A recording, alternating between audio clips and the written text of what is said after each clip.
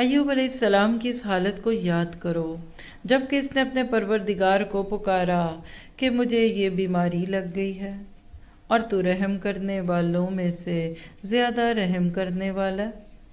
بس ختم ہو گئی دعا، نہ صاب کے نہ لاح کے، یہ تک نہیں کہا کہ اشفنی اصلحنی نہیں کہا، کیونکہ اصل چیز کیا ہے؟ انی کنت من الظالمین، اور کیا؟ لا الہ الا اللہ۔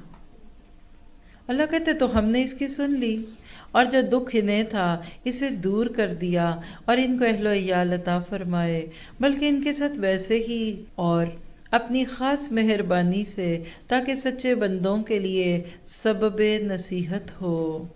سورۃ انبیاء کی آیت 83 میں حضرت ایوب علیہ السلام کی یہ دعا ہم سب کو بھی بتاتی ہے کہ کبھی زندگی میں کسی بیماری تکلیف سے گزریں تو اس دعا کو پڑھیں۔ انی مسنی الضر وانت ارحم الراحمین، مجھے بیماری لگ گئی ہے اور تو ارحم الراحمین ہے۔ آج بھی لوگ بیمار ہوتے ہیں، اتنا ہم نے بیماریوں کو سر پہ مسلط کیا، دوا یہ چاہیے، گولی یہ کھانی ہے، ادھر لے جاؤ، یہ ٹیسٹ کرانے ہیں، ادھر رکھوا دو ادھر کر دو۔ سچ بتائیے، اپنے دل پہ ہاتھ رکھیں، کسی کو نہیں کہنے بتانے کی ضرورت۔ ہمارا انبیاء کرام کی طرح اللہ سے تعلق ہے بیماریوں سے متعلق؟ اللہ یہ کیا نکل آیا میرے جسم پہ؟ میں نے نہیں جانا ڈاکٹر پہ، آپ ٹھیک کر دیں۔ اللہ یہ کیا، میں نہیں بیمار ہونا، میں نے نہیں جا کے ڈاکٹروں کی لائنوں پہ لگنا۔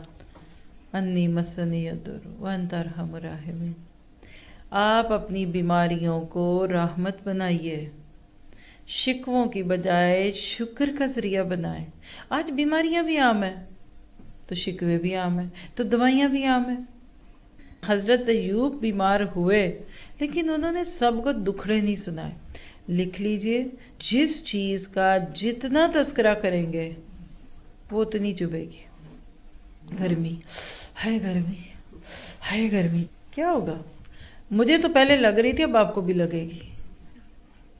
آج ایک نیت کریں، دیکھیں پتہ نہیں کتنی زندگی ہے کتنی نہیں۔ پہلے تو دعا کرتے ہیں اللہ ہمیں بیمار نہ کرنا، اللہ ہمیں بستروں پہ ایڑیاں رگڑ کے نہ مارنا، اللہ ہمیں اپنی رستے میں آخری دن تک بھاگتا دوڑتا ہنستا بولتا مسکراتا ہوا لے جا، ہمیں نہ کسی سے بیماری کا کوئی شکوہ کرنا پڑے۔